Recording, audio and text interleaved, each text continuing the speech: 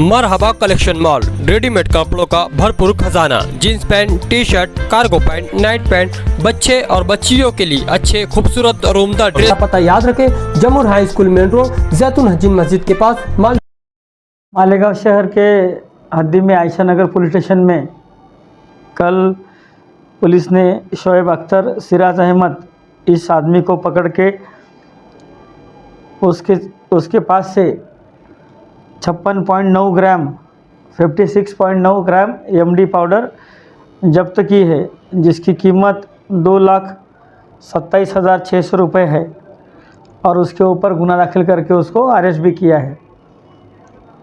और इसी वारदात के चलते हमने माजी में जो भी कार्रवाई की है उसकी भी थोड़ी मालूमात निकाली, तो हमको ऐसे ध्यान में आया कि एनडीपीएस कायदा के अंतर्गत सिटी डिवीज़न की हद्दी में 2022 साल में एक केस हुई थी। एनडीपीएस कायदा के अंतर्गत एमडी, गांजा, कुत्ता गोली ऐसे जो नशे की चीज़ें हैं उनके ऊपर कार्रवाई की जाती है। उसके तहत 2022 में एक केस दाखिल किया गया था। 2023 में 11 केसेस हमने दाखिल की थी और चालू साल में ये आज की तारीख तक 26 केसेस दाखिल किए हैं।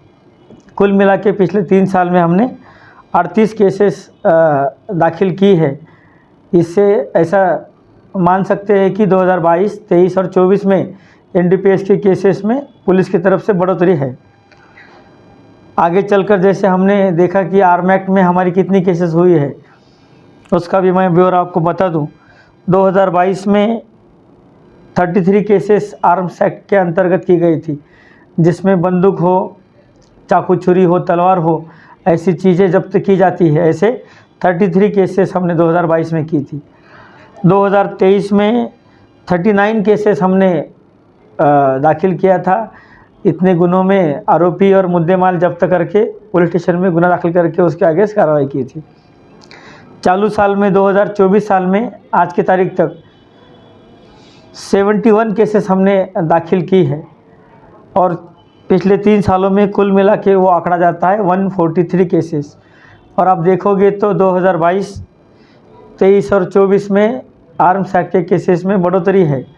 खास करके 2023 के 39 केसेस में 2024 में 71 तक हम पहुंच चुके हैं। कुल मिला के ऐसा बोल सकते हैं कि ये एनडीपीएस और आर्म्स एक्ट के केसेस के बारे में मालेगांव सिटी डिवीज़न हो, एडिशनल एसपी मालेगांव हो, नासिक जिला एसपी साहब हो, एलसीबी हो, इनकी तरफ से विशेष ध्यान दे के हर बार जो भी मालूमात मिलती गई है उसके तहत पूरा उसका सीरियसनेस देखते हुए केसेस और कार्रवाइयाँ हर बार की गई है। अभी जो इलेक्शन के दौरान 1 नवंबर को जफरनगर एरिया में पवारवाड़ी पुलिस स्टेशन के हद्दी में किसी एक आदमी ने जो तकरार दी थी कि मुझे किसी कार्यक्रम के बाद कोई लोगों ने ऑटो में अगवा किया और कहीं दूर ले जाके मुझसे मारा पीटी की, उसमें भी पुलिस ने पूरी तफ्तीश की तो उसमें ऐसा ध्यान आया है कि वह गुना साफ झूठा निकला है। तो उसके आगे से भी हमारी तरफ से उस आदमी के खिलाफ आगे की कार्रवाई चालू है। दूसरा एक प्रकरण था जिसके बारे में चर्चा हो रही थी कि आज़ाद नगर पुलिस स्टेशन में बड़ी मालेगांव स्कूल के सामने का जो एरिया है बागे महफूज, वहाँ पे भी गोलीबारी हुई थी। वो गोलीबारी के चलते भी उसका सीरियसनेस देखते हुए हमने तुरंत हमारे पूरे काफ़िले के साथ में हमारे सभी अधिकारी और अमलदारों ने तुरंत विजिट करके सभी पहलुओं को देखते हुए तपास शुरू कर दिया है।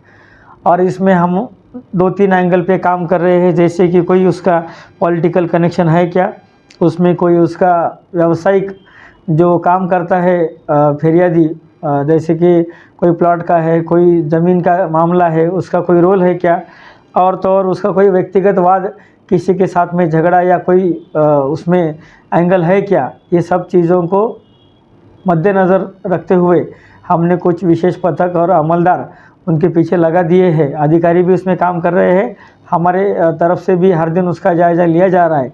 उसमें जो भी फुटेज मिला है सीसीटीवी का और जो मोबाइल डेटा का हमने प्राप्त किया है उसका स्टडी करना का काम चालू है।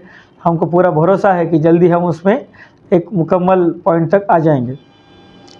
आगे मैं बताना चाहूँगा कि जैसे लोकसभा इलेक्शन हो, विधानसभा इलेक्शन हो और सभी इलेक्शन के दौरान जो भी आचार संहिता हो और उस सबके पालन के दौरान पुलिस की तरफ से हर बार हर किसी को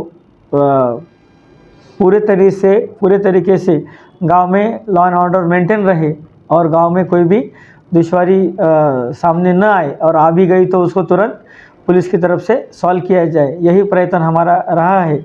उसमें हमने जो नया कानून आया है BNSS एक्ट, उसके तहत जो पावर पुलिस को दी गई है 163 एक्ट के अंतर्गत हम लोगों को प्रोहिबिटरी ऑर्डर करके कुछ चीज़ों के लिए हमने उनको मनाही की थी।